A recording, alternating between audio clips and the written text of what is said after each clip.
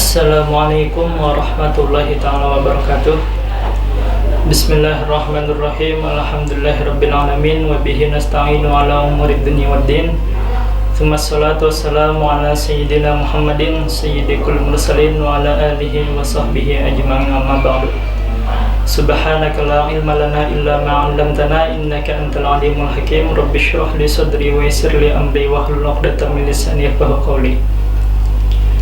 Sahabat dan saudara kaum muslimin yang dirahmati oleh Allah Subhanahu wa taala,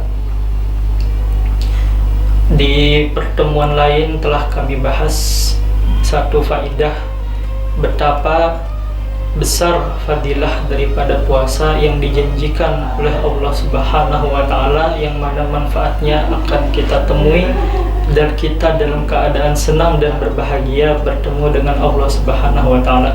Lis-shaimi farhatun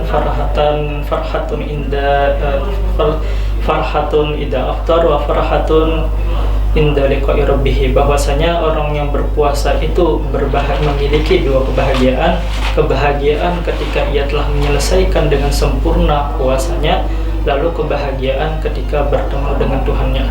Karena puasa inilah yang dijanjikan oleh Allah Subhanahu wa taala sebagai satu-satunya amalan yang berada di genggaman Allah Subhanahu wa taala, di samping sholawat kepada Nabi Shallallahu alaihi wasallam, yang mana meskipun di hari kiamat nanti ketika ada banyak orang yang mungkin tanpa sadar kita dolimi, ternyata menuntut haknya, lalu memaksa kita untuk menjadikan pahala-pahala yang kita kumpulkan di dunia sebagai tebusan.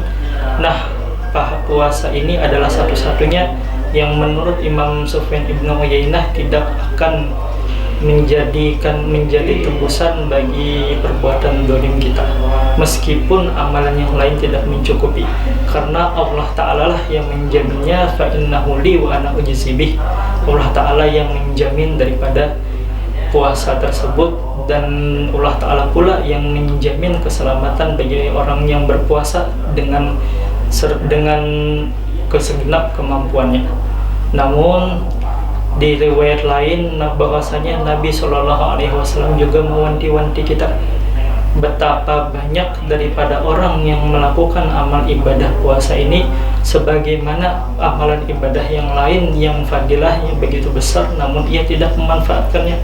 Sudah sering kita mendengar atau kita membaca atau dibacakan hadis Nabi Shallallahu alaihi wasallam yang kurang lebih berbunyi kam min shaimin laisa lahu min siyamihi illal ju' wal 'atash. Bahwasanya berapa banyak daripada orang yang berpuasa itu ia tidak mendapatkan apa-apa kecuali lapar dan dahaganya saja. Pahala biasa dari puasanya saja tidak dapat, apalagi jaminan keselamatan, yang mana amalannya tersebut berada di sisi Allah Ta'ala dan tidak mungkin menjadi penebus, tidak mungkin dikurangi di hari kiamat. Nah, apa penyebab daripada orang-orang ini, kebanyakan orang ini tidak mendapatkan fadilah daripada puasa tersebut? Di antara yang disebutkan oleh Habib Ali Baharun menghimpun daripada faidah yang disampaikan oleh Habzan bin Smith di dalam kitabnya, bahwasanya setidaknya ada 3 kemungkinan yang menyebabkan seseorang tidak mendapatkan fadilah, keutamaan maupun pahala daripada puasanya. Yang pertama, sebagaimana yang ditegaskan langsung oleh Nabi Shallallahu alaihi wasallam di dalam hadisnya, khamsun, bahwa yang kemungkinan pertama ia melakukan perbuatan-perbuatan yang mana perbuatan tersebut membatalkan pahala puasa. Nabi Shallallahu alaihi wasallam tegaskan di dalam hadisnya bahwasanya khamsun yuftirna shaim, ada 5 perbuatan tidak baik yang mana perbuatan tersebut membatalkan pahala puasa. Yang pertama al-ghibah, menggibah sesama mukmin. Yang kedua namimah, mengadu domba. Yang ketiga wal kadhib, berbohong.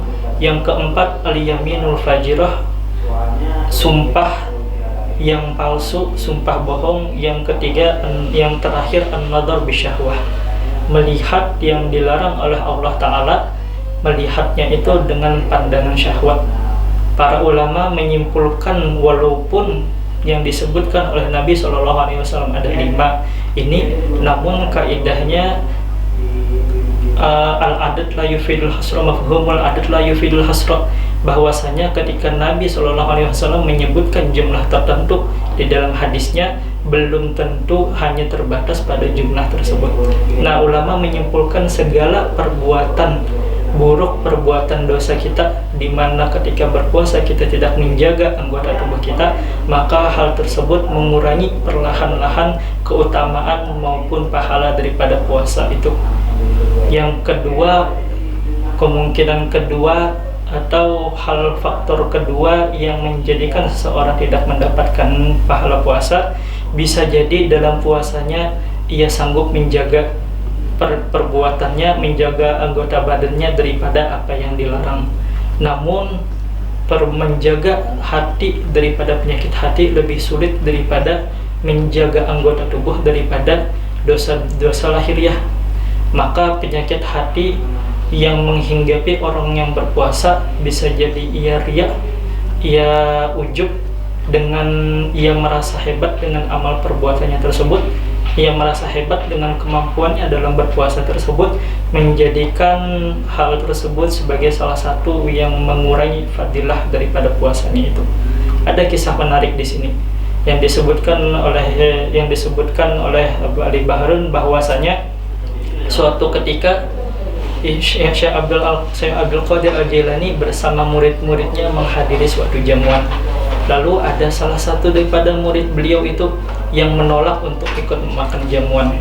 Kata beliau, makan jamuan ini karena ini sudah disediakan oleh Sahibul Bait, disediakan untuk tamu-tamu yang ada. Kata beliau, makan ini. Muridnya menolak. Aku tidak mau, aku sudah istiqomah dalam berpuasa ini.